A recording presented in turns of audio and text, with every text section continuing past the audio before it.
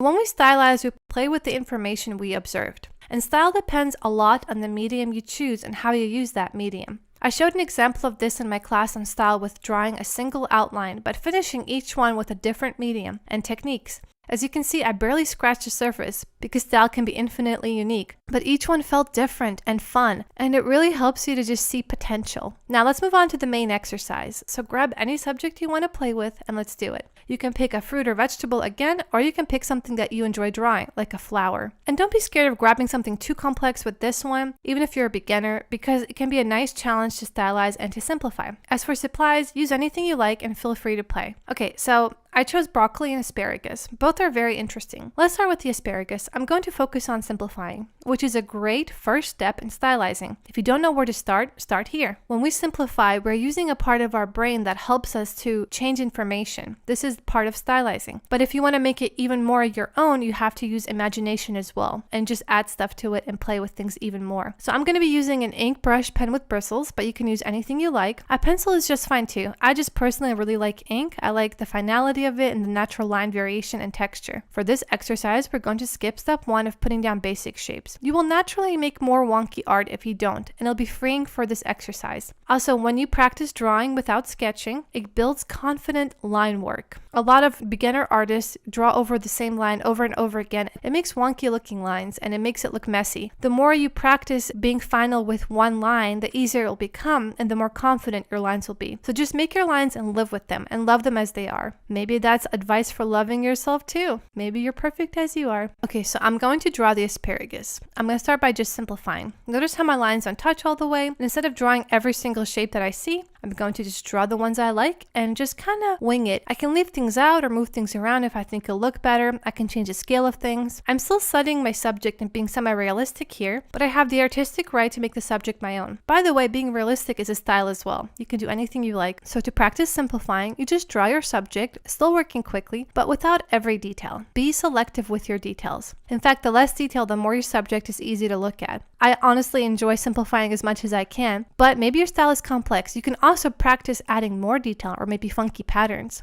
I just enjoy capturing the essence. Notice how I made the asparagus head thicker and more rounded. I also mimicked how it looks inside, but I wasn't concerned with getting each line just like the reference, instead I did my own thing. I copied the pattern in my own way. It's very similar to the reference, but this is a really good skill because it gives you the freedom to play with what you see and make it simple, even if it's very complex. Especially with patterns. I really like the fun pattern, so I did a second study of the tip. And again, it doesn't look exactly like the reference, but you really can't tell because I'm observing mimicking the reference. My simplification is so subtle that it still looks like asparagus. This is a useful skill to have when something has a lot of detail or a complex pattern. It's important to be able to simplify it and observe it enough to make it your own. This will help you from going crazy.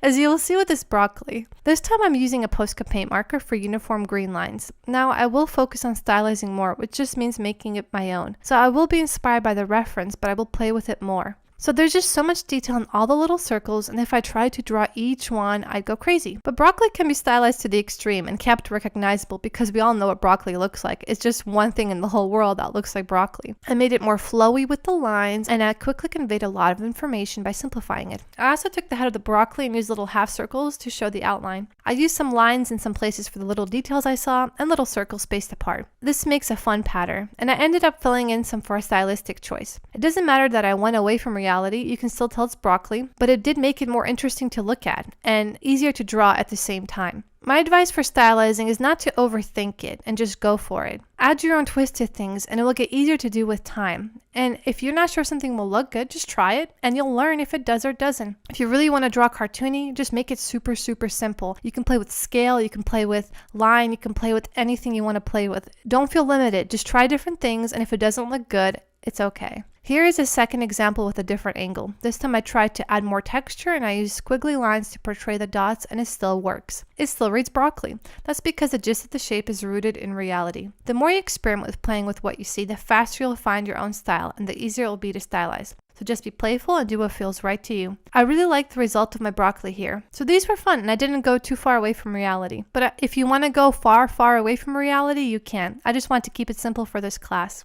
So let's go back to the radish we drew earlier. I'm going to show you how I do it in my own style. So usually when I stylize something and I keep it semi-realistic, I quickly jot down the basic shapes. And the trick here is to make it look better than real life. Notice how I made the root part bigger and the leaves smaller. Like I said before, playing with scale is a wonderful way to add your style. I just thought it looked better this way. So if you move on to step 2, you start adding things like the leaves and the outlines, but I have a lot of experience drawing and like to do it loosely, so I just do step 2 and 3 at the same time with the medium I will be finishing with. I don't like to be glued to my sketch, but this is just a technique I like to do over time. You don't have to do it. You can have 5 steps when you draw, or you can have 1. It's all up to you. So I outlined everything in waterproof ink because it's one of my favorite mediums and it's something I've learned over time that I like to do. And I just threw in some detail and some loose shading, and then I'm done with the ink, and I just finished off the piece by adding color with watercolor, which is also one of my favorite mediums. I'm still observing, but I'm very loose with it because the style that I enjoy painting with is to make it just whimsical. So I can look at my page more than the reference at this stage. We're not working at observing here, we're stylizing, so we're just having fun with the subject. So at this stage, your page is your best friend, unless you're going for extreme realism. I'm just doing what I want to do, but it looks good and believable because I studied the radish. I am inspired from reality. And in my experience, most good artworks are, even if they're super cartoony and childish, they're usually inspired by the real world. Notice how loose my brush strokes were, and the fun yellow background makes the whole radish pop. It's also way more colorful than it is in real life. When you know how to truly observe, you can take reality and make it your own. This is the style I enjoy the most. My biggest advice to finding your style is also to do what you enjoy to do the most. Be in the moment, experiment, and play with your supplies, line, shape, and so forth. And in fact, try lots of different supplies, as many as you can get your hands on, even if you have to borrow from a friend and bring it back. Finding your style takes time, but as long as it's rooted in observation, you can go as wild as you want.